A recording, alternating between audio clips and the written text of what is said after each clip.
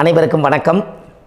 பாரம்பரிய திருவள்ளுவர் குலவம்சம் பிரசன்ன ஜோதிடர் சுப மாரிமுத்து திருப்பூரிலிருந்து இந்த பதிவு உங்களுக்காக. ஐயா வணக்கங்க ஐயா. வணக்கம் ஐயா. ஐயா இப்போது மக்கள் சார்பாக ஒரு கேள்வி இன்றைக்கி நான் கேட்கலான் இருக்கேன். கேளுங்க ஐயா. ஐயா அதாவது இந்த ஜாதகத்தில் முடக்கு இருக்கு, ஜாதகத்தையும் முடக்கிருச்சு, கண்டிப்பாக அதனால் வாழ்க்கையில் நிறைய பிரச்சனைகள் அப்படின்னு சொல்லி நிறைய பேர் கேட்குறாங்க. கண்டிப்பாங்க ஐயா. இந்த முடக்குங்கிறது என்னங்க ஐயா? அதற்கும் கர்மாவுக்கு ஏதாவது சம்மந்தம் இருக்காங்க ஐயா? ரொம்ப பற்றி சொன்னீங்கன்னா ரொம்ப உதவியாக இருக்குங்க. நல்ல கேள்விங்க ஐயா. இந்த கர்மாவே முதல்ல எங்கேருந்து வருது அப்படிங்கிறது தான் இப்போ நம்ம சொல்ல போகிறோம். இதுவரைக்கும் எத்தனையோ கருத்துக்களெல்லாம் நீங்கள் இந்த உலகத்தில் கேட்டிருப்பீங்க.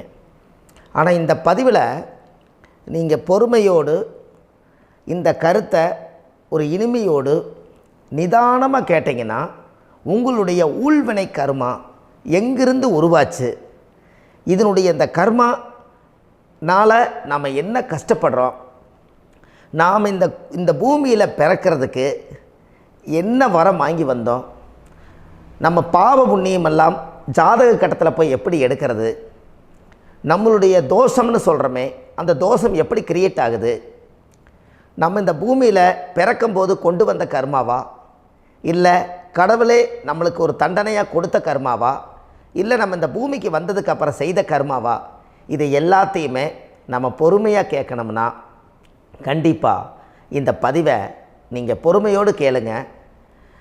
உங்களுக்கு இதில் ஒரு பெரிய ஒரு ரகசியம் ஒன்று அடங்கியிருக்குது. அந்த ரகசியத்தை தான் இன்றைக்கி இந்த உலகத்துக்கு அரங்கேற்றம் பண்ணுறேன். இந்த முடக்கு நம்ம ஐயா கேட்டதில் ஒரு அற்புதமான ஒரு விஷயம் என்ன அப்படின்னு கேட்டிங்கன்னா, முடக்குங்கிறது அந்த காலத்தில் பெரிய திறமையை கட்டி போட்டு வச்சுட்டா நம்மனால் அது இயங்க முடியுமாங்க? முடியாது இல்லைங்களா ஐயா? முடியாது.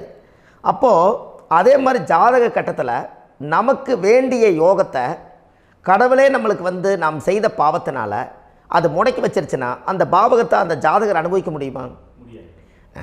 அனுபவிக்க முடியாது. அப்போது அந்த அனுபவிக்க முடியாமல் வெளி உலகத்தில் போய் நம்ம தேடி போன பிறவியில் செய்த பாவத்தை இந்த பிறவியில் நீங்கள் தேடி கண்டுபிடிச்சி வாழ்க்கையில் நீங்கள் எப்போ மேலுக்கு வர்றது? அப்போது அந்த கர்மா 12 ராசி கட்டத்துக்குள்ள 27 நட்சத்திரத்தில் 9 கிரகங்களுக்குள்ள ஒரு பெரிய ஒரு ஆத்துமாத்துமான கர்மா, உங்கள் பூர்வ ஜென்ம கர்மா இதுக்குள்ளே எங்கேயோ ஒரு இடத்துல முடங்கியிருக்குது. இந்த முடக்க மட்டும் உங்கள் ஜாதகத்தில் நீங்கள் கண்டுபிடிச்சிட்டிங்கன்னா ஹைலைட்டாக வாழ்கிறதுக்கு, இந்த உலகத்தில் சுதந்திரமான வாழ்க்கை வாழ்கிறதுக்கு ஒரு மிகப்பெரிய பொக்கிஷம் உங்கள் ஜாதகத்துக்குள்ளேயே இருக்குது. அப்போது அந்த ஜாதகத்துக்குள்ளே நாம் போன பிறவியில் நம்ம கர்மா நாம் என்ன செய்திருப்போன்னு உங்களுக்குள்ளே பெரிய குழப்பம் இருக்கும். என்னங்க ஐயா, நீங்கள் என்ன கர்மா பண்ணிட்டு வந்தீங்க, நாம் போன பிறவியில் நம்ம யாரை ஒரு வதச்சோம், யாரை நம்ம மனசை புண்படுத்தினோம், நம்ம தாத்தாவுக்கு சோறு போட்டோமா, நம்ம பாட்டனுக்கு சோறு போட்டோமா, நம்ம முப்பாட்டனுக்கு சோறு போட்டோமா, நம்ம கொள்ளுப்பாட்டனுக்கு சோறு போட்டோமா, அப்போ நம்ம அப்பாவுக்கு நம்மளை பெற்றவருக்கு நம்ம சாப்பாடு கொடுத்தோமா, இவங்களுக்கெல்லாம் நம்ம சேவை பணிமடைகள் செஞ்சோமா, நம்மளுடைய உறவுகளுக்கெல்லாம் அரவணைச்சு போனோமா, நம்மளுடைய இந்த மாதிரி நாம் இரத்த சம்பந்த உறவுகளை இருந்து தான் இந்த உலகத்துக்கு நம்ம வெளியில் வந்திருப்போம். அப்போது வெளியில் நீங்கள் நிற்கிறீங்க, அப்படியே மேலே போய் பார்த்தீங்கன்னா ஒரு 7 தலைமுறையில் ஒவ்வொருத்தரும் செய்த கர்மாவெல்லாம் நம்ம பிளட்டு ரிலேட்டிவாக இப்போ நீங்கள் கரண்ட்டில் இருக்கிறவங்க கிட்ட தான் டெபாசிட் பண்ணியிருக்கோம். அப்போ இது தெரியாமல் நாம் ஜாதகத்துக்குள்ளே போய் தசாபுத்தி நல்லா தனுங்க இருக்குது, நான் ரொம்ப கஷ்டப்படுறேன், என் ஜாதகத்தில் போய் பார்த்தேன் எல்லா கிரகங்களும் நல்ல வலிமையாக இருக்குன்னு தான் சொன்னாங்க, ஆனால் இன்னும் என்னுடைய கடன் அடையலை, இன்னும் என்னோடய கர்ம தீர்ந்த மாதிரியே தெரியல, எனக்குள்ளே ஒரு தாட்டு என்னமோ நான் ஒரு பின்தங்கின வாழ்க்கையிலே வாழ்ந்துட்டுருக்கேன் அப்படின்னு நீங்கள் சொல்லும்போது, அப்போ இதையெல்லாம் தாண்டி ஒரு கர்மா உங்களுடைய ராசி கட்டத்துக்குள்ளே எங்கேயோ ஒரு பக்கத்தில் ரகசியமாக புதைஞ்சிருக்கு.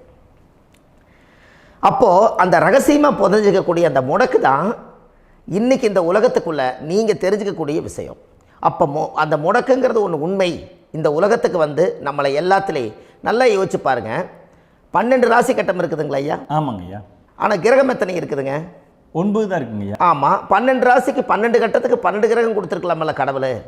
அப்போ ஏன் 3 கட்டத்தை மட்டும் எம்டி பண்ணி மீதி 9 கிரகத்தை வச்சுக்கிறாருன்னா, அப்போ நாம் செய்த 3 தலைமுறை கர்மாவுக்கு அது எந்த கட்டம் பிளாக் ஆகுதோ அந்த கட்டத்துக்குள்ளே ஏதோ ஒரு ரகசியம் இருக்கிறனால தானே எங்கேயோ ஒரு பக்கத்தில் நீங்கள் கண்டிப்பாக கர்மாவில் மாட்டுவீங்கிறது கடவுளே படைச்சு தானே இதை உருவாக்கியிருக்காரு.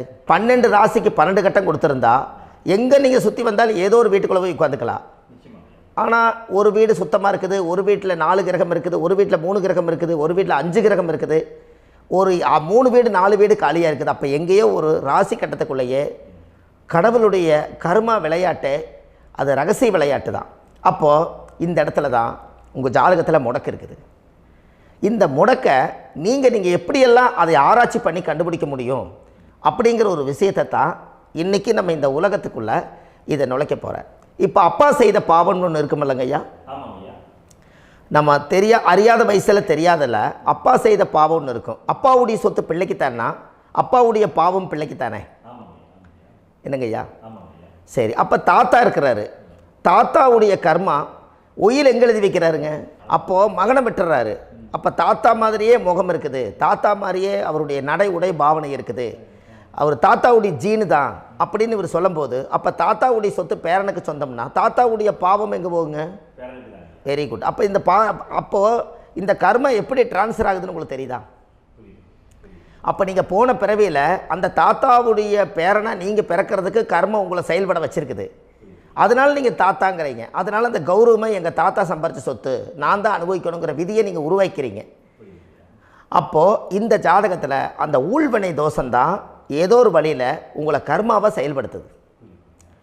அதனால தான் இந்த ஜாதகத்தில் எந்த ஒரு முடக்கை எடுக்கிறதா இருந்தாலும் சூரியன் என்ற நட்சத்திரம் எதுவோ அந்த நட்சத்திரத்துக்கு எந்த வீடு முடக்காகுதோ அங்கே தான் உங்களுடைய கர்மா ஒளிஞ்சிருக்கும். இதுதான் உங்களுடைய பெரிய ஒரு பொக்கிஷமான ரகசியம்.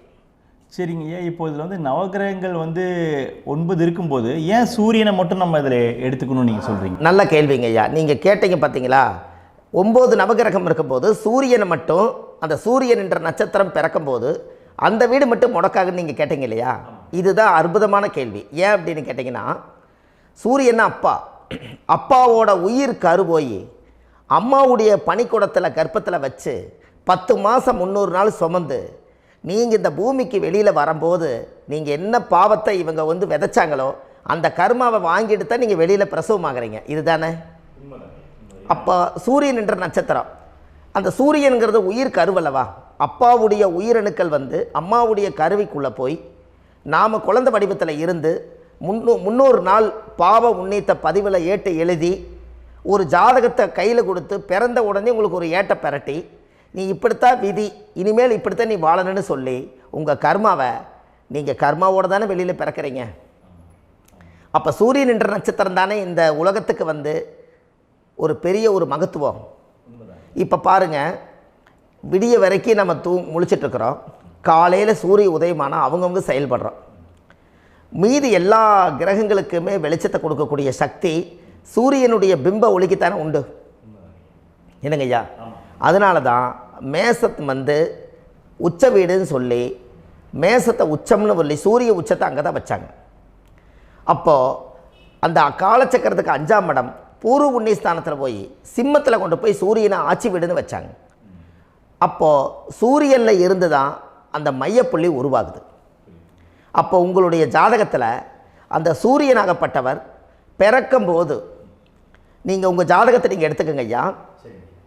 நீங்கள் இன்றைக்கே போய் கதவை திறந்து உங்கள் பெட்டியை திறந்து பீர்வாவுக்குள்ளே உங்களுடைய ஜாதகம் இருக்குது, அந்த ஜாதகத்தை எடுத்து ஜோதிடர்கிட்டையே நீங்கள் சந்தேகம் கேட்குறக்கு முன்பு நீங்களே உங்களுடைய கர்ம பற்றி தெரிஞ்சுக்கிறதுக்கு இந்த பதிவில் உங்களுக்கு ஒரு ரகசியத்தை சொல்லித்தரேன்.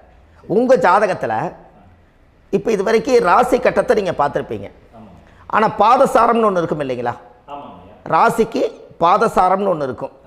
சூரியன் என்ன நட்சத்திரத்தில் இருக்குது, சந்திரன் என்ன நட்சத்திரத்தில் இருக்குது, செவ்வாய் என்ன நட்சத்திரத்தில் இருக்குது, புதன் என்ன நட்சத்திர காலில் நிற்குது, இதெல்லாமே அந்த சாரம் இல்லாத ஜோதிடம் சோரம் போய்விடும். அதனால் அந்த சாரத்தில் நிற்கிது பார்த்தீங்களா கிரகம், அதில் இப்போ நீங்கள் உங்களுடைய ராசி கட்டத்தை ஓப்பன் பண்ணுங்கள். இதில் ராசி கட்டத்தில் சூரியன் என்ற நட்சத்திரம்னு ஒன்று இருக்கும் இல்லைங்களா? அது எதுவாக வேணாலும் இருந்துட்டு போட்டோம். அந்த நட்சத்திரம் தான் நீங்கள் பிறக்கும்போது தாயுடைய கருவறைக்குள்ள கரு உருவான நட்சத்திரமே அதுதான். புரிஞ்சுங்களா ஐயா? பிறக்கும்போது நீங்கள் அந்த கருவுடைய நட்சத்திரம் அப்பா வந்து கருவை உருவாக்கி கர்மாவை விதைச்சது அந்த சூரியன் என்ற நட்சத்திரம் தான். அந்த வீட்டுக்கு தான் இந்த ராசி கட்டத்தில் உங்களுக்கு முடக்கு உருவாகுது. புரிஞ்சுங்களா ஐயா? அப்போது ஒரு ஜாதகத்தில் சூரியன் என்ற நட்சத்திரம் எதுவோ அதுதான் உங்களுடைய கர்மா நட்சத்திரம். இப்போ நம்ம பிறக்காதுக்கு முன்னாடி அப்பா கட்டத்தில் அந்த கர்மா டெபாசிட் ஆகிருக்கும். அதை ட்ரான்ஸ்ஃபர் எப்படி பண்ணுறாரு? அவருக்கு ஒரு கல்யாணம் வச்சு அவர் குடும்ப வாழ்க்கையில் வாழ்ந்து நம்மளோட உயிர் கருவை கொண்டு போய் ஊராம் பொண்ணை கல்யாணம் பண்ணி பொண்டாட்டின்னு எடுத்துக்கொண்டு அந்த பொண்டாட்டிங்கிற உரிமையாகி இவருடைய உயிர் கரு உருவாகி வாரிசுகள் வெளியில் வருது. அதானங்க ஐயா? அப்போது அந்த சூரியன் என்ற நட்சத்திரம் தான் இந்த உலகத்தில் ஒரு பிரம்மாண்டமான நட்சத்திரம். இந்த நட்சத்திரம் உங்கள் மனசுக்குள்ளே ஏதாவது இருந்துச்சுன்னா உங்கள் வீட்டில் ஏதாவது ஒரு நல்ல விஷயங்கள் நீங்கள் பண்ணுறதா இருந்தால் அந்த கர்மா நட்சத்திரம் சூரியனுடைய நட்சத்திரம் இருக்குது பார்த்தீங்களா, அந்த நட்சத்திரத்தில் எந்த ஒரு சேவைகளும் செய்யக்கூடாது. அதுதான் கர்மா. அதை போய் நீங்கள் ஆக்டிவேட் பண்ணி விட்டீங்கன்னா அது முன்னோர்களை வந்து நீங்கள் வந்து தொந்தரவு பண்ண மாதிரி. அந்த கர்ம நட்சத்திரம் தான் உங்கள் வாழ்க்கையில் அது புதஞ்சிருக்கிறதா. இப்போ குழந்தை பிறந்தாலோ சீர் சீமந்தங்கள் நீங்கள் செய்கிறதாலோ கல்யாணம் முக்கிறதுனாலோ உங்கள் ஜென்ம நட்சத்திரத்தன்னைக்கு கல்யாணம் பண்ண வேண்டாம்னு சொல்லிக்கிறாங்கல்லங்க. உங்களுக்கு ஜென்ம நட்சத்திரத்துக்கு முன்னாடி உங்களை உருவாக்குன நட்சத்திரம் தான் ஜென்ம நட்சத்திரம். அப்போ சூரியன் என்ற நட்சத்திரம் அப்பாவுடைய ஜென்ம நட்சத்திரமாக அந்த ஊழ்வினை கர்மம் செயல்படுது. அப்போ அந்த முடக்கு யார் வழியில் வந்தது? முன்னோர்கள் வழியில் வந்தது. முன்னோர்கள் கட்டி வச்சது யாரைய? குலதெய்வத்தை. அப்போ அந்த குலதெய்வத்தை போய் சாமிக்கு போய் வீடு வாசல்லாம் வலித்து குலதெய்வத்தை போய் தேங்காய் பழம் பூ மாலை கல்கண்டு வாங்கி அர்ச்சனை பண்ணி ஒரு அன்னதானம் ஒன்று பண்ணிவிட்டு சாமிக்கு பொங்கல் வச்சு நைவேத்தியம் பண்ணிவிட்டு உங்கள் ஜாதகத்தை வச்சு பூஜை பண்ணிவிட்டு வாங்க. அதுக்கப்புறம் தான் உங்கள் கர்மாவை கண்டுபிடிக்கிறதுக்கு வழியே பிறக்கும். குலதெய்வத்தை வணங்காமல் கோவிந்தா கோவிந்தா என்று பல தெய்வத்தை வணங்கினாலும் பலனொன்றும் இல்லைன்னு அந்த காலத்தில் முன்னோர்கள் சொல்லி வச்சுக்கிறாங்களா இல்லைங்களா? அதனால் கண்டிப்பாக அதை கண்டுபிடிச்சி நீங்கள் அதுக்கு ஒரு நைவேத்தியம் பண்ணால் மட்டும்தான் முதல்ல உங்கள் 5ஆம் பாவம் முன்னோர்கள் அது வேலை செய்யும். குலதெய்வ ஆலயத்துக்கு போயிட்டு வாங்க. போயிட்டு வந்துட்டு இந்த கர்மவினை தோஷத்தை நிவர்த்தி பண்ணுறதுக்குண்டான சரியான பரிகாரத்தை நம்ம எடுப்போம். அப்போது உண்மையாலுமே ஒரு ராசி கட்டத்துக்குள்ளே இந்த மாதிரி ஒரு அந்த கர்ம தோஷம் இருப்பதனால இந்த கர்மா தோஷத்துக்கு அந்த முடக்க தோஷங்கிறத நீங்கள் எடுத்து அதை கண்டுபிடிச்சி அந்த சூரியன் என்ற நட்சத்திரம் எந்த ராசி கட்டத்தில் போய் முடக்காயிருக்குதோ அந்த முடக்கு எந்த பாவகம் வந்து நம்மளுக்கு லாக் ஆகிருக்குதோ அந்த பாவகத்துக்கு உண்டான பரிகாரங்கள் அதுக்குரிய ஸ்தலங்கள் அந்த கோவில்களில் போய் சுவாமிக்கு தேங்காய் பழம் பூமாலை கல்கண்டு வாங்கி அர்ச்சனை பண்ணி நீங்கள் இந்த கோவிலுக்குள்ளே போய் உட்காந்து சாமி கும்பிட்டு வந்தீங்கன்னா உங்களுடைய ஜாதகத்தில் இருக்கக்கூடிய அந்த முடக்கு தோசை நீங்கி வாழ்க்கையில் நீங்கள் எதை சாதிக்க வந்தீங்களோ அந்த சாதனையை நீங்கள் சாதிச்சிட்ருப்பீங்க. புரிஞ்சுங்களா ஐயா? ஏன் அப்படின்னா அந்த முடக்கு நட்சத்திரத்துக்குள்ளே தான் ஒரு தோஷம் இருக்குது. இப்போ அந்த காலத்தில் பாருங்கள் ஐயா, முன்னோர்கள் எல்லாம் நிறைய பேர் கோவில் கட்டி வச்சுட்டு போயிருக்காங்களா இல்லைங்களா? இந்த கோவில் எதுக்காக கட்டி வச்சுக்கிறாங்கன்னா அவங்க கட்டினவங்களுக்கும் அந்த முடக்கு தோஷம் இருந்திருக்குது. ராஜாக்கள் இருந்திருக்குது, மன்னர்கள் காலத்தில் இருந்திருக்குது, ஜமீன்தார் காலத்தில் இருந்திருக்குது. இப்போ அவங்களுடைய அமைப்புகள் எல்லாமே முன்னோர்கள் என்னமோ அறியாமல் தெரியாத தன்னடக்கம் இல்லாத ஒரு கர்மாவை இவங்க செஞ்சிட்டாலும் அதுக்குரிய பரிகார ஸ்தலங்களை கொண்டு போய் அந்த காலத்திலே ஜாதகம் பார்த்து நம்ம வந்து முன்னோர்களுடைய பாவத்தை நாம் செய்த பாவத்தையும் தீர்த்துட்டு நமக்கு கீழே அடுத்த சந்ததிகள் அடுத்த தலைமுறைகள் வந்தாலும் இந்த கோவில்களுக்கு வந்து விளக்கு போட்டு சாமி கும்பிட்டு இந்த மண்ணை மிதிச்சுட்டு போனால் அன்னையோடு அந்த கர்மா தீருங்கிறது அந்த காலத்திலேயே முடக்க தோஷ பரிகாரத்தை கோவில் வழியில் அந்த காலத்தை திசை திருப்பி வச்சுருக்காங்க. அப்போ நீங்கள் கோவிலுக்கு போகாமல் கண்டிப்பாக இந்த பரிகாரத்தை நீங்கள் உடைக்க முடியாது. ஏன் உடைக்க முடியாதுன்னா இப்போ நீங்கள் எத்தனை வருஷம் வாழ்கிறீங்க ஐயா? 120 வருஷமே வச்சுக்கோங்க. சூரியன் திசை 6 வருஷம், சந்திரன் திசை 10 வருஷம், செவ்வாய் திசை 7 வருஷம், ராகு திசை 18 வருஷம், குரு திசை 16 வருஷம், சனி திசை 19 வருஷம், புதன் திசை 17 வருஷம், கேது திசை 7 வருஷம், சுக்கிரன் திசை 20 வருஷம். இப்போ நான் சொன்ன டோட்டலெல்லாம் கூட்டிங்கன்னா 120 வருஷம் வரும்.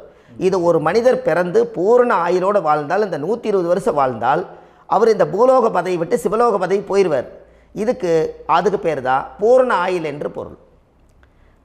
அப்போ இந்த பூரண ஆயுளை வாழ்ந்தவருக்கு 120 வருஷம். கோயில் எத்தனை வருஷம் வாழுதுங்க ஐயா? கோயில் பழங்காலத்து கோயிலெல்லாம் எத்தனை வருஷம் வாழுதுங்க?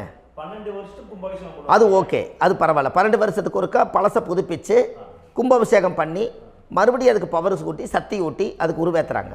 நான் சொல்கிறது கோயில் 5000 வருஷம் 4000 வருஷம் பெரிய பெரிய சித்தர்கள், மகான்கள், ரிஷிமார்கள், யோகிகள், சித்தர்கள் இவங்களெல்லாம் போய் கோவில்லையே சிவனையும் பெருமாளையும் வழிபாடு பட்டுட்டு கோவில்லையே ஒரு ஓரத்தில் ஜீவசமாதி ஆயிட்டாங்கன்னு பழைய கால கோயிலில் சித்தர்கள் குடியிருக்காங்களா இல்லைங்களா? இருக்காங்கல்லங்க ஐயா. அப்போது நாம் 120 வருஷம் வாழ்கிறோம், கோவில் 5000 வருஷம் வாழுது. எங்கே சக்தி அதிகமாக இருக்குன்னு சொல்லுங்க? கோவிலில் தாங்க ஐயா. கோயில் தான், அதில் ஒன்றும் மாற்றம் இல்லைங்களே. கோயில் தாங்க. அப்போ கோவிலில் தான் அந்த சக்தி இருக்குதுன்னு நீங்கள் சொல்கிறீங்க. அப்போ உங்களுடைய கர்மாவை உடைக்கிறதுக்கு 120 வருஷம் பெருசா 5000 வருஷம் பெருசான்னு சொல்லுங்கள்? 5000 தாங்க. அப்போ 5000 வருஷம் உள்ள அலைகள் எத்தனை அந்த சிவனுக்கு இப்போ சிவன் கோயிலே உங்களுக்கு முடக்கு தோஷத்துக்கு ஒரு கோயில் வருதுன்னு வச்சுக்கோங்க. அந்த கோவிலில் எத்தனை முடக்குகளுக்கு உண்டான கோவில்கள், எத்தனை பழங்களை ஊற்றி சாமிக்கு அபிஷேகம் பண்ணியிருப்பாங்க, எத்தனை பால் கூட ஊற்றிருப்பாங்க, பன்னீர், தேன், இளநீ, மஞ்சள் நீர், திருமஞ்சனம், அபிஷேகம், பொங்கல், நைவேத்தியம் இத்தனையும் செஞ்சு அந்த சிவனை சிவனாக பார்த்து அந்த கருவறைக்குள்ள ஒரு கிராணங்கள் வரும்போதும் கூட பாதுகாப்பு பண்ணி வச்சு நல்ல சக்தியோடு அந்த கருவறையை புத்தியோடு அவங்க வேலை செஞ்சு அந்த காலத்தில் வச்சுருக்காங்களா இல்லைங்களா? அப்போது நம்ம வீட்டை அவ்வளோ சுத்தமாக வச்சுருக்க முடியுமா? என்னதான் வாஸ்து இருந்தாலும் முடியாது இல்லைங்களா? அப்போது அவ்வளவு ஒரு பவர்ஃபுல்லான கோவில் அந்த முடக்கு தோஷத்துக்குள்ளே ரகசியமாக அந்த கோயில் அடங்கியிருக்குது.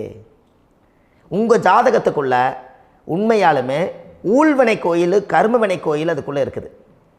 அந்த ஜாதகத்தை கணிச்சு பார்த்தா கரெக்டாக உங்களுடைய ஜாதகத்தில் அப்பாவுடைய கருவறையிலேருந்து உயிர் உருவாகிற நேரத்தில் இருந்து இப்போ வரைக்கும் நீங்கள் கரண்ட்டில் வாழ வரைக்கும் அந்த கர்ம கூட வர்றதை ஒரே ஒரு இடத்துல போனால் மட்டும்தான் விட்டுட்டு வர முடியும். அது எந்த வீடு அப்படின்னு கேட்டால் உங்களுக்கு அப்பாவுடைய கர்மா வழியில் போய் அந்த கோவில் பழையகால கோயில், பழையகால தெய்வங்கள், அந்த கோவில் தான் உங்கள் ஜாதகத்துக்குள்ள ரகசியமாக இருக்கும்.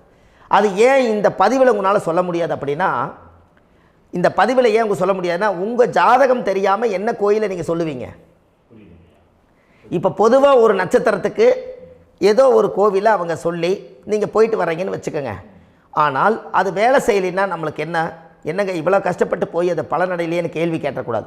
உங்கள் ஜாதகத்தை நீங்கள் கொண்டாங்க, உங்கள் டேட் ஆஃப் பர்த் டயத்தை போட்டு ஜாதகத்தை கணிச்சு நீங்கள் சூரியன் என்ற நட்சத்திரத்துக்கு உங்களுடைய கர்மவினை கோவில் யார், உங்களுடைய முடக்கு யார், ஊழ்வனை தோஷத்துக்கு உண்டானவர் யார், தாய் வழி கர்மா யார், தந்தை வழி கர்மா எது, நீங்கள் பிறக்கும்போது வந்த கர்மா என்ன, இது எல்லாம் கணிக்காமல் பொதுவாக ஒரு கோயிலில் போய் நீங்கள் பாட்டுக்கு சாமி கும்பிட்டு வந்தால் பலன் எப்படி கிடைக்கும்? கண்டிப்பாக கிடைக்காதுங்க ஐயா. என்னங்க ஐயா? அது தெரிஞ்சு பண்ணாதான் சரியா? ஒரு டாக்டர்கிட்ட போகிறீங்க, என்னை அப்படியே ஸ்கேன் பண்ணி ஒரே ஒரு மாத்திரை கொடுங்கன்னு கேட்டால் டாக்டர் கொடுப்பாருங்களா?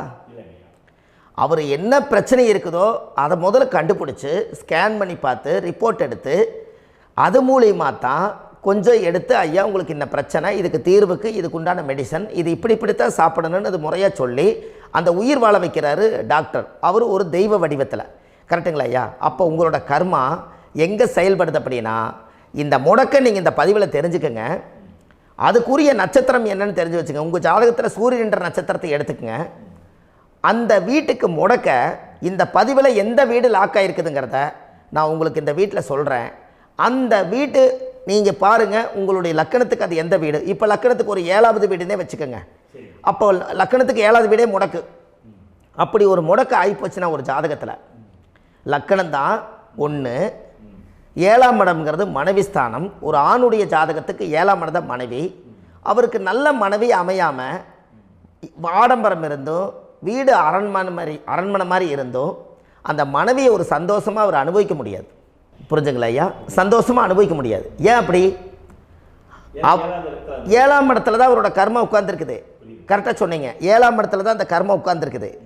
அப்போ அந்த 7ஆம் இடத்துல இருக்கக்கூடிய அந்த கர்மா போன பிறவியில் நீ மனைவிக்கு சோறு போடாமல் மனைவியை கட்டி வச்சு அடிக்கிறதும், மனைவியை துன்புறுத்துறதும், அந்த மனைவி இருக்கவே இன்னொரு வாழ்க்கைக்குள்ளே போகிறதும், இங்கே வாழ வேண்டிய தாம்பத்திய சந்தோஷத்தை கொண்டு போய் இன்னொரு இடத்துல கொடுக்கறதும், தெரிஞ்சிருந்தே நம்மளுடைய மனசுக்குள்ளே திருடுத்தனமாக வாழ்கிறதும், இது எல்லா கர்மாவும் போன பிறவியில் நாம் செய்த ஊழ்வினை கர்மா தான் உங்கள் ஜாதகத்தில் 7ஆம் இடம் முடக்கு. அப்போ அந்த 7ஆம் இடம் முடக்கா இருந்துச்சுன்னா கண்டிப்பாக உங்கள் ஜாதகத்தில் நீங்கள் என்ன அனுபவிச்சிட முடியும்? நல்ல நண்பர்கள் கிடைக்க மாட்டாங்க, நல்ல ஒரு பார்ட்னர்ஷிப் அமையாது, நல்ல ஒரு நட்பு வட்டங்களில் எதையும் அனுபவிக்க விடாது, ஒரு அங்கீகாரமான உறவுகளில் போய் நம்ம ஸ்ட்ராங்காக நிற்க முடியாது. 7ஆம் இடம் என்பது தாம்பத்திய வாழ்க்கை, பூர்த்தி இல்லாத வாழ்க்கையாக இருக்கும். இப்படியெல்லாம் அந்த ஜாதகத்தில் ஒரு பொதுவாக ஒரு ஜாதகத்தில் 7ஆம் பாவம் முடக்காயிட்டால் இந்த கர்மாவை அவர் அனுபவிச்சுக்கிட்டே இருப்பார். இது எப்போத்தான் அதுக்கு ஒரு தீர்வு வேணுங்கய்யா? அந்த கோயில் எதுன்னு நீங்கள் கரெக்டாக சொன்னீங்க. இப்போ இது மனிதனால் செயல்படுது. மனிதர்கள் தான் கோயிலை கட்டி வச்சாங்க. தெய்வத்தை விட ஒரு காலத்தில் மனிதர்களுக்கு மகிமை ஜாஸ்தி. ஏன்னா சாதாரண ஒரு மண் பூமியாக இருந்த இடத்த மனிதர்கள் தான் கோயில் கட்டி ஒரு மகிமைப்படுத்தி புண்ணியம் பண்ணி வச்சாங்க. மனிதர்களுக்கு சக்தி அதிகம்தான், ஆனால் பிரபஞ்சத்துக்கு அதை விட சக்தி அதிகம் அல்லவா? ஐயா, நீங்கள் கோவிலுக்கு போய் அந்த கர்மா உடைக்கிறதுக்கு கோவிலில் சக்தி இருக்குது, ரைட்டு. ஆனால் நம்ம வீட்டுக்கும் கோயிலுக்கும் ஒரு மிகப்பெரிய தொடர்பு என்னென்னா, அந்த கோயில் கட்டுறவங்க எல்லாமே பழைய காலத்து கோயிலெல்லாம் பாருங்கள், பஞ்சபூதத்தை வச்சு கட்டியிருப்பாங்க. பஞ்சபூதத்தை வச்சு தான் கட்டுவாங்க கோயில். அது உங்களுக்கு தெரியணும் இல்லைங்களா?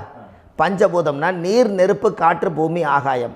இந்த பஞ்சபூதத்தினுடைய சக்திகள் எல்லாம் ஒரே நேர்கோட்டுக்கு என்னைக்கு வருதோ அன்னைக்கு தான் அந்த கோவிலுடைய பாலக்கால் போட்டு 1000-2000 வருஷம் நிலச்சி நிற்கிறது. காரணம், இந்த பிரபஞ்சத்தில் பஞ்சபூதம் எப்படி நிலச்சி நிற்குதோ அதுபோல் 5000 வருஷம் நிற்கிறதுக்கு அந்த பஞ்சபூத சக்தி வச்சு தான் சாமி சிலையை பிரதிஷ்டை பண்ணி வச்சுருப்பாங்க. அதனால தான் இந்த கோயில்கள் எல்லாம் 5000 வருஷமாயும் எத்தனையோ கிராணங்களை எல்லாம் தப்பிச்சிருக்கிறதுக்கு காரணம்.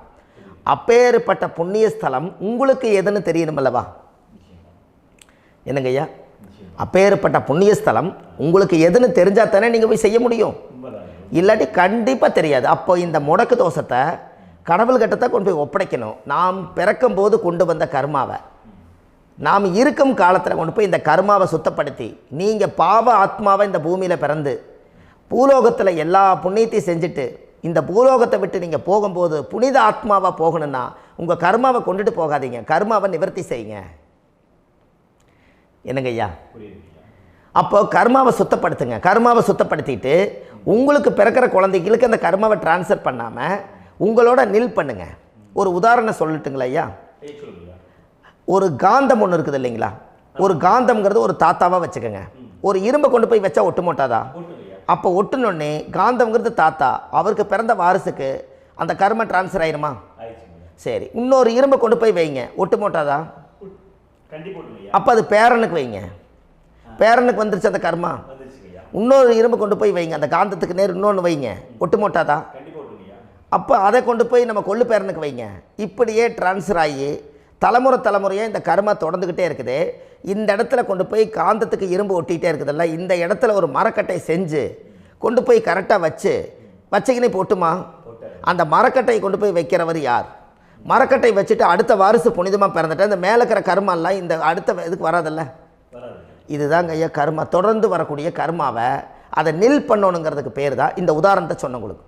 அப்போ நாம் இந்த பூலோகத்தில் நம்ம ஒரு தாயுடைய கருவறையில் இருந்து தொப்புள் கொடி அறுக்கும் நேரம் நாம் என்ன கர்மாவை வாங்கி வந்திருந்தாலும் அதையெல்லாம் ஆராய்ச்சி செய்து ஜாதகத்தில் முழுமையாக கண்டுபிடிச்சி ஒரு காலம் இல்லைனாலும் ஒரு காலம் நம்ம நல்லா இருக்கிறதுக்காக, நம்ம வாரிசுகள் எல்லாம் நலமடைஞ்சு வளமடைஞ்சு வர்றதுக்காக இந்த கர்மா தோஷத்தை கரெக்டாக கண்டுபிடிச்சி சரியான கோவிலுக்கு போய் நீங்கள் கர்மாவை நிவர்த்தி பண்ணி அங்கே பூஜை புனஸ்தானங்கள், சகசரநாம பூஜைகள், ஓமங்கள், வழிபாடுகள் இதெல்லாம் நீங்கள் செஞ்சு உங்களுடைய பாவத்தை எல்லாம் கழித்து உங்கள் ஜாதகத்தவே யோகமாக மாற்ற முடியும். கண்டிப்பாக மாற்ற முடியும். ஏன்னா நம்ம யாரை நம்பி செய்கிறோம்? சரியான கடவுள்கிட்ட வழிகாமிக்க போகிறோம். அப்போ கடவுள் பொய்யாயிருவாரா? ஐயா நம்ம அதாவது அந்த காலத்தை சொல்லுவாங்க, சத்தியுள்ள சாமி கும்பிட்டு புத்தி உள்ள உள்ளே பெக்கணும்னு சொன்னாங்க. 16 வதபதன்னு பெக்கலை, எல்லாம் அறிவோடு பெற்றாங்க. அதனால் எல்லாமே தாய் தந்தைகள் பேச்சை கேட்டாங்க. அன்றைக்கி எல்லாருமே தாய் தந்தைகளுக்கு தூணாக நின்னாங்க. அப்போ அந்த காலத்தில் சத்தியுள்ள சாமி கும்பிட்டு புத்தி உள்ள உள்ளே பெக்கணும்னு சொல்லி அன்றைக்கி அறிவோடு பெற்று இந்த கர்மாவை ஆளுக்கு ஒரு கர்மாவை டிரான்ஸ்ஃபரை பிரித்து எல்லாரும் சுத்தப்படுத்தினாங்க. இன்றைக்கி நம்ம ஒரு குழந்தை 2 குழந்தை பெற்று வச்சுருக்கோம். அவங்களுக்கே இவ்வளவு கர்மா வந்துருச்சுன்னா இந்த குழந்தைகளுக்கு என்னைக்கு இந்த கர்மாவை போய் கண்டுபிடிச்சி நீங்கள் எப்போ சரி பண்ணுவீங்கன்னு. அப்போ இந்த வாழ்க்கையில் ஏதோ ஒரு பிரபஞ்ச சக்தி நம்மளை அறியாமல் என்னமோ ஒரு இயக்கத்தில் கொண்டு போய் விட்டுருச்சுங்களா? அப்போ இனிமேலாவது இந்த கர்மாவில் இருந்து கண்டிப்பாக நம்ம நிவர்த்தி ஆகணும்னு சொன்னால் இந்த முடக்கு தோஷத்தை யாரெல்லாம் கண்டுபிடிச்சி இந்த ஊழ்வினை கர்மாவில் இருந்து நாம் கருவறையில் சுமக்கும் போது 10 மாதம் நீங்களாம் என்னென்ன நினச்சிருப்பீங்க? அதாவது கருவறைக்குள்ள கருப்பாக ஒரு பிண்டம் இடப்பக்கம் கிடக்கையில் இந்த பூமிக்கு வரும்போது நீங்கள் என்னென்ன நினச்சிருப்பீங்க?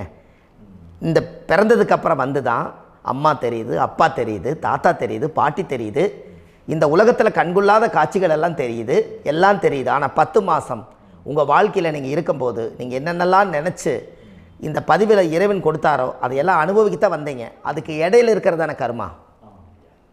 இந்த ஒரு விஷயம் உங்களுக்கு கிடச்சிருச்சுன்னா நீங்கள் எல்லாருமே ராஜயோகமாக பிழைப்பீங்கள்ல. இதில் ஏழை பணக்கார யாரையுமே சொல்ல வரல. அவங்க பிறக்கும்போது புண்ணியத்தை பொறுத்து தான் போன ஜென்மத்தில் நம்ம என்ன புண்ணியங்கள் பண்ணி வச்சோமோ அந்த புண்ணியத்தில் இன்றைக்கி நல்லா வாழ்கிறாங்க. ஒருத்தர் கேட்டார், என் ஜாதகத்தில்ங்க எங்கூட படித்தவர் இடம் வாங்கிட்டார், வீடு வாசல் கட்டிட்டார், தொழில் பண்ணிட்டார், நல்லா இருக்கார், ஆனால் நான் இன்னும் அப்படியே தான் இருக்கிறேங்கன்னு ஒருத்தர் கேட்டார்.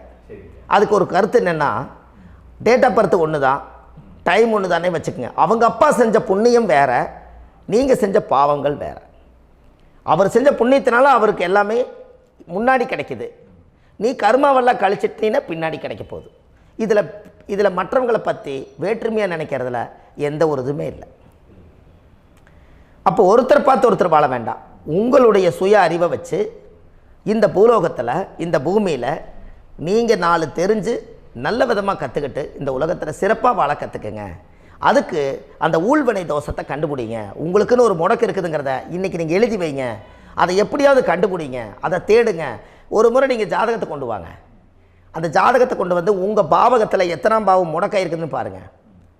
அந்த பாவகம் முடக்காயிருச்சுன்னா உங்கள் வாழ்க்கையில் அதிலிருந்து உங்களால் வெளியில் வரவே முடியாது, கண்டிப்பாக வர முடியாது. அதை நீங்கள் கண்டுபிடிச்சா மட்டும்தான் நீங்கள் மேலே வர முடியும். ஏன்னா நிறைய பரிகாரங்கள், பூஜைகள், யாகங்கள், ஓமங்கள் எல்லாம் செய்து வச்சும் கூட அந்த கர்மவினைக்கு உண்டான கோவிலுக்கு போய் அந்த 5000 வருஷ பழமை வாய்ந்த தெய்வத்துக்கிட்ட போய் நீங்கள் முறையிட்டு விளக்கு போட்டு உங்கள் கர்மத்தை எல்லாம் நான் நீ தான் தீர்த்து கொடுக்கணும்னு சொல்லி நம்பிக்கையோடு நீங்கள் போய் அந்த சரணாகதி அடையிறீங்க பாருங்கள், அங்கே தான் உங்கள் கர்மாவை எடுத்து விடுறாரு.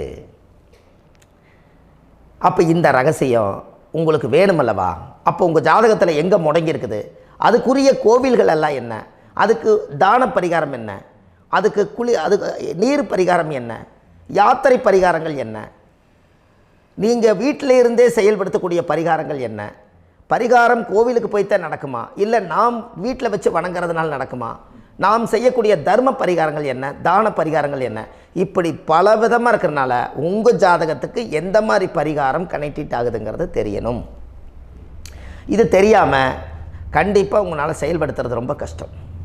இதனால் இதை நீங்கள் தெரிஞ்சுக்கணும்னா இப்போ நம்ம பாருங்கள், நீங்கள் அந்த தெரிஞ்சுக்கிட்டாலே உங்கள் வாழ்க்கையில் ஒரு டைம் தான் நீங்கள் தெரிஞ்சுக்க போகிறீங்க. உங்களுடைய கர்மா என்ன, நீங்கள் எங்கே செயல்பட்டு போயிட்டுருக்கிறீங்க, உங்கள் போகிற பாதை சரியா இல்லை அந்த பாதையில் முள்ளு கல் இருக்குதா, இது எல்லாம் உங்களுக்கு தெரியலனா இந்த முடக்கை கண்டுபிடிக்கக்கூடிய சக்தி வாய்ந்த இந்த கர்மாவை நிவர்த்தி பண்ணுறதுக்கு வழிகள் இருக்குது. அதனால் நீங்கள் கண்டிப்பாக இந்த முடக்கை தெரிஞ்சுக்கணும். இந்த முடக்கு ராசினா என்ன உண்மையாலுமே உங்கள் வாழ்க்கையில் நீங்கள் தெரிஞ்சு இனிமேல் உங்கள் வாழ்க்கையில் இதுவரையிலும் கர்மாவுக்குள்ளேயே கஷ்டப்பட்டீங்க, வழி தெரியாமல் கண்ணை கட்டி காட்டில் விட்ட மாதிரி இருந்தீங்க. இனி அப்படி இருக்க வேண்டாம். உங்கள் ஜாதகத்தில் 12 ராசி கட்டத்தில் 9 கிரகம் போகும், மீனி 3 கிரகம், 3 கட்டம் உங்களுக்கு எங்கேயோ ஒரு பக்கத்தில் 3 கட்டம் எம்டியாக தான் இருக்கும். கரெக்டுங்களா? அது இல்லாமல் ஒரு ஜாதகம் பிறக்காது. ஏன்னா 9 கிரகத்துக்கு 9 கணக்கு போட்டால் 3 கட்டம் எம்டியாக தான் நிற்குது. அந்த கட்டத்துக்குள்ளே எந்த நட்சத்திரத்தில், எந்த சாரத்தில், எத்தனாவது டிகிரியில், எத்தனாவது பாதசாரத்தில், எத்தனை வெகுளையில், எத்தனை செகண்டுக்குள்ளே இந்த கர்மா உள்ளே புகுந்து உங்களை செயல்படுத்துதுங்கிறத கண்டிப்பாக உங்கள் ஜாதகத்தை கொடுங்க. பார்த்து இந்த விஷயத்தை சொல்கிறேன், நீங்கள் அந்த இடத்துக்கு போய் நிவர்த்தி பண்ணிவிட்டு உங்கள் வாழ்க்கையில் கொஞ்சம் காலம் வாழ போகிறீங்க.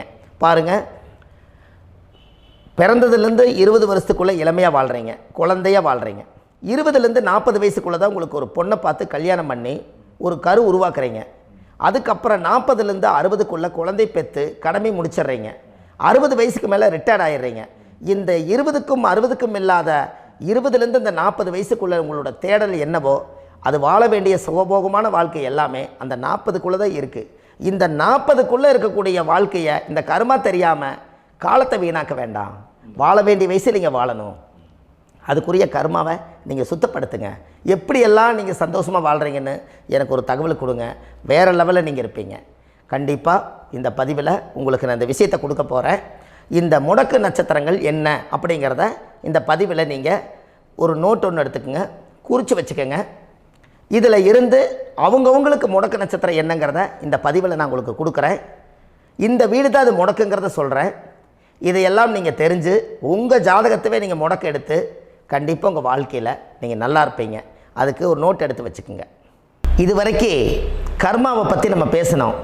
உங்கள் ஜாதகத்தில் சூரியன் என்ற நட்சத்திரத்துக்கு தான் முடக்குன்னு சொன்னீங்களே, எந்த வீடுங்கிற ரகசியத்தை இன்றைக்கி நம்ம எல்லோரும் தெரிஞ்சுக்கலாமா? இத்தனை காலமாக நீங்கள் தெரிஞ்சுக்காத ஒரு ரகசியத்தை இன்றைக்கி உங்கள் ஜாதக கட்டத்தில் நீங்களே முடக்க கண்டுபிடிச்சி அதுக்குண்டான பலனை தேட போகிறீங்க. அந்த தேடல் தான் உங்களை கொண்டு போய் உட்கார வைக்க போகுது. ஒரு உதாரணம், உங்கள் ஜாதகத்தில் பாதசாரம் இருக்குது அல்லவா? அந்த பாதசாரத்தில்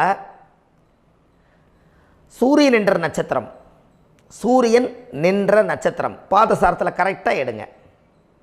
சூரியன் என்ற நட்சத்திரம் பூராடமாக இருந்தால் உங்கள் வாழ்க்கையில் தனுசு ராசி தான் முடக்கு ராசியாக வரும்.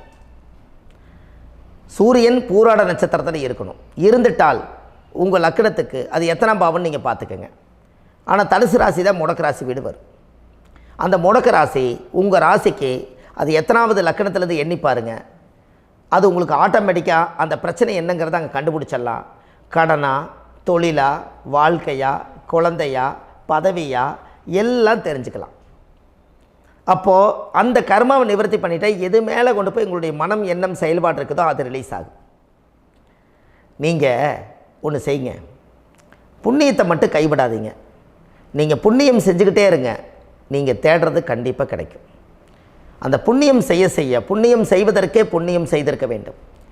உங்கள் ஜாதகத்தில் கர்மாங்கிறத முடக்கே நான் எதை வச்சு சொல்கிறேன்னா, போன ஜென்மத்தில் இந்த பாவங்களை நிறைய செஞ்சுருக்காங்க. இந்த ஜென்மத்தில் நீங்கள் கண்டுபிடிச்சிட்டீங்க. அதுக்குரிய பரிகாரத்தை செஞ்சுட்டு புண்ணிய நதிக்கு போயிட்டு வாங்க, புண்ணிய ஸ்தலத்துக்கு போயிட்டு வாங்க, புண்ணிய பரிகாரம் பண்ணுங்கள். வாழ்க்கையில் நல்லா இருப்பீங்க. அந்த ரகசியம் என்னங்கிறது உங்கள் ஜாதகத்தில் தான் ஒளிஞ்சிருக்குது. அதை நீங்கள் கொடுக்காம இருந்தால் எப்படி தெரியும்? இந்த உலகம் ரொம்ப பெருசு. அதனால் உங்கள் ஜாதகத்தில் எத்தச்சோடு கர்மாங்கிறது தெரியணும். கண்டிப்பாக அதை நீங்கள் தெரிஞ்சுக்கலாம். வாங்க வந்து பாருங்கள். உத்திராட நட்சத்திரத்தை பற்றி அடுத்த பதிவில் நம்ம பார்க்க போகிறோம். நம்ம ஆன்லைன்லேயே ஜாதகம் பார்க்குறோம். உங்கள் date of birth, time, place கொடுத்தீங்கன்னா போதும். உங்களுக்கு ஜாதகத்தை கணிச்சு ஃபோன்லேயே உங்களுக்கு கர்ம ராசி கண்டுபிடிச்சி உங்களுக்கு உண்டான கர்ம பரிகாரத்தை சொல்லி உங்கள் வாழ்க்கையில் ஒரு வெளிச்சத்தை கொண்டு வர்றதுக்கு என்றைக்கும் உங்களுக்கு உறுதுணையாக இருப்பேன். நீங்கள் கண்டிப்பாக இந்த பதிவுகள் எல்லாம் இது உங்களுக்காகத்தான். இது அதிகாலை நேரத்தில் பிரம்ம முகூர்த்தத்தில் இந்த பதிவை உங்களுக்கு முழுமையாக சமர்ப்பணம் பண்ணுறேன். இதை இதை வழி நடத்தி இதைய எப்படியெல்லாம் இந்த முடக்க கண்டுபிடிச்சி இப்படியெல்லாம் பேச வச்சு அழகு பார்க்க நம்ம முன்னோர்களுடைய ஆசீர்வாதமும் இந்த முடக்க கண்டுபிடிச்ச குருமார்களும் அவங்களுடைய குடும்ப பாரம்பரிய வம்சாவளிகளும் எல்லாருமே நல்லா இருக்கணும். அதுக்காக இந்த நேரத்தில் நான் வந்து அடியேன் சுப மாரிமுத்தாக இருந்து திருப்பூர்லேருந்து இந்த பதிவை உங்களுக்கு நான் கொடுக்குறேன். கண்டிப்பாக இந்த முடக்கு கோயிலுக்கு, இந்த முடக்கு தோஷத்துக்கு உண்மையான பரிகாரங்கள், எளிமையான பரிகாரங்கள் நீங்களே வாழ்க்கையில் செஞ்சு ஆதிகால பரிகாரங்கள் உங்கள் மனசுக்குள்ளே இருக்குது. அதை செயல்படுத்தினா மட்டும் போதும், வாழ்க்கை எங்கேயோ போயிடும். கண்டிப்பாக ஒரு முறை உங்கள் ஜாதகத்தை அனுப்பி வைங்க, உங்களுக்கு நான் பார்த்து பலன் சொல்கிறேன். இன்றைக்கி நான் கொடுத்த பதிவுகள் எல்லாம் உங்களுக்கு ரொம்ப பயனுள்ளதாக இருந்திருக்கும். உங்களுக்கு இது வரைக்கும் எத்தனையோ கர்ம வினைகளை பற்றி தெரியாமல் இருந்திருப்பீங்க. இந்த பதிவில் நிறைய கேட்டு தெரிஞ்சுக்கிட்டீங்க. இதெல்லாம் வாழ்க்கையில் ரொம்ப முக்கியமான பரிகாரங்கள், எளிமையான பரிகாரங்கள். நேராக நீங்கள் கடவுளை தான் கெட்டியாக பிடிக்க போகிறீங்க. அந்த பரிகாரங்கள் எல்லாம் செஞ்சு அதிகாரமாக வாழ்ந்து இந்த பூலோகத்தில் நல்ல சிறப்பாக வாழ்கிறதுக்கு இந்த பரிகாரம் உங்களுக்கு ரொம்ப யூஸ்ஃபுல்லாக இருக்கும். கண்டிப்பாக இந்த பதிவை செய்யுங்க. நம்ம பாரம்பரிய திருவள்ளுவர் குல வம்சம், பிரசன்ன ஜோதிடர் சுப மாரிமுத்து, திருப்பூரில் இருக்கேன். 30 ஆண்டு காலமாக நம்ம ஜோதிடம் பார்த்து கொண்டு இருக்கிறோம். இவ்வளவு காலமாக எத்தனையோ ஆயிரக்கணக்கான மக்களுக்கு நம்ம ஜோதிடம் பார்த்து வழிகாட்டி நிறைய மக்களுக்கு நிறைய சேவைகள் செஞ்சுருக்கேன். நிறைய கோயில் கட்டி வச்சுருக்கேன், கும்பாபிஷேகங்கள் பண்ணி வச்சுருக்கேன், அன்னதானங்கள் நிறையா பண்ணி வச்சுருக்கேன், புண்ணிய யாத்திரைகள் நிறைய போய் வந்திருக்கேன். மக்களுக்காகவே நான் உங்களுக்கு உழைக்க தயாராக இருக்கேன்.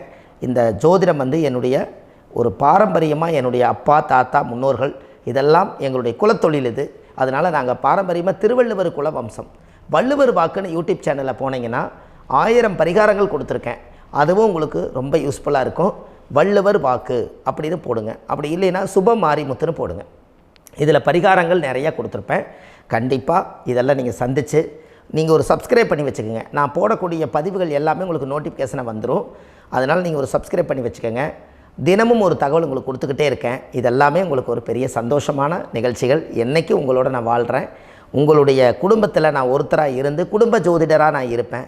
கண்டிப்பாக ஆயுளுள்ள வரைக்கும் உங்களுக்காக இந்த ஜோதிடத்துக்கு உழைச்சி உங்கள் குடும்பத்தில் ஒருத்தராக நான் வந்து ஒரு ரத்த உறவில் நான் வந்து இந்த பூர்வ ஜென்மத்தில் உங்களுக்கு நான் கடமைப்பட்டிருக்கேன்.